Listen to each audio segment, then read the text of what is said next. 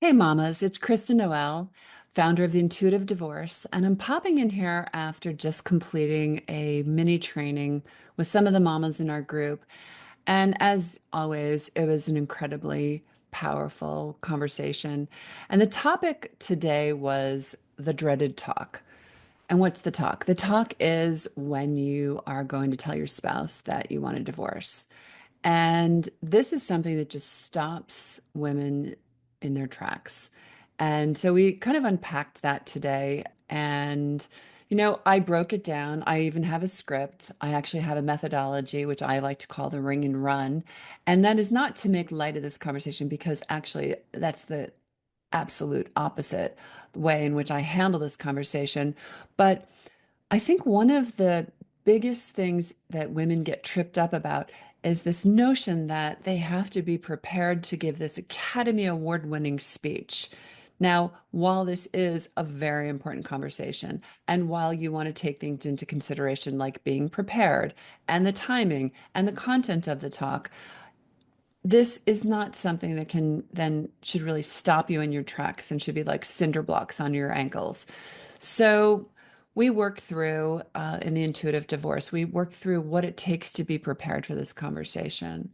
And we work through the timing of this conversation. But the bottom line is that, you know what? You're not going to wake up and there's going to be this perfect day where you're like, hey, today's a great day to drop the D bomb on someone. But that's not a reason not to do it. So we spoke for about 2 hours today and we talked about the emotions. We talk about what comes up, what's getting in the way. You know what? At the end of the day, it really boils down to a couple things. Boils down to I'm afraid of his reaction. We can come up with all these different scenarios. I'm afraid of the unknown. I'm afraid of ruining my family, et cetera, et cetera, et cetera. There's tons of excuses. But the bottom line is what the real unknown is, and what's really scary is that we don't have the muscles, the muscle memory and strength to advocate for self. This is something we really weren't taught. This is something that feels really scary. This is about the unknown. And just to go back for a second, to take a little bit of pressure off and to calm the nervous system slightly, is that my ring and run method is really about deciding what the core tenets of this discussion should be. And it's actually really simple. This is not the time to rehash your entire marriage or the demise of your marriage or all the reasons that you're asking for a divorce. This is the time to actually just state the facts and to stay calm and to also extend an invitation to your spouse to say, listen, I know this is a lot to process right now. I haven't come to this decision lightly. I am extending an invitation to you to join me in committing to keeping the kids out of the conflict and for trying to collaborate on the resolution of this so this doesn't become a runaway train. This is our divorce and we get to decide how it happens. And literally just say, my decision is firm. I haven't come to this lightly. I have retained an attorney, or or that's imminent, and I know that that's a lot. So I'm going to leave this conversation now so that you can process what I've said, and we can continue this later on. And you walk away because we need to allow someone else to have their feelings and process what you just said to them. This is also the place where women get totally freaked out. I'm afraid he's going to get angry. I'm afraid he's going to start screaming or crying, or he might do any of those things and all of those things. But if you can prepare yourself and you can stay really calm and really centered. Now, again, this doesn't mean that you're not having enormous amounts of feelings and grief and your own fear about the whole conversation, but it also means that you're giving yourself permission to exit stage left. So, what does that mean? I deliver this and then say, listen, so I'm going to leave you here to process this and we can talk more later on. And you leave. If he follows you, just say, listen, I'm asking you to respect my boundaries. I'm going to go in the other room. I'm going to close the door. I'm asking you to please respect my boundaries.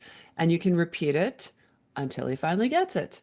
And listen, I've seen and heard I think just about every reaction there is under the sun. Yeah, that can be hard. I'm not going to sugarcoat that. But remember, you know what's harder? Staying someplace you no longer fit, staying someplace where you're suffocating, staying someplace where you're being emotionally abused.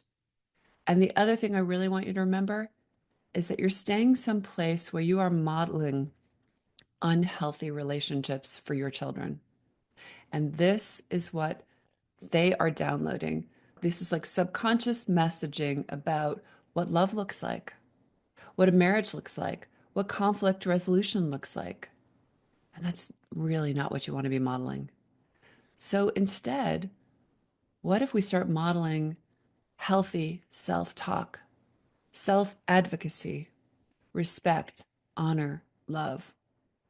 And I know that that doesn't happen overnight. And I know for many of us, this is a new language we need to learn, but I think it's time to learn it. Anyway, I just wanted to pop in with just a little bit of that because you're not alone if this is the notion of having this conversation is stressing you out.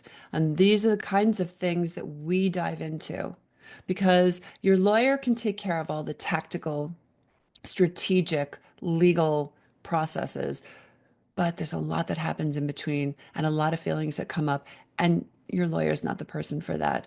So make sure that you have an outlet to deal with your feelings because the condition that you're in as you're going through this is going to impact all the big decisions that you have to make, all the interactions that you're going to have with the court, with your financial advisor, with your children, with your community, with your whoever. So just take care of you. Just know that you're not alone.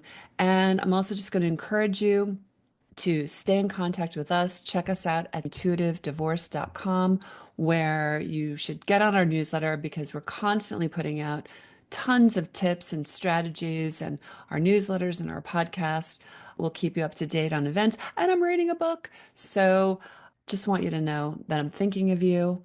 I have walked in those ill-fitting shoes. I know what it's like to navigate these tricky waters.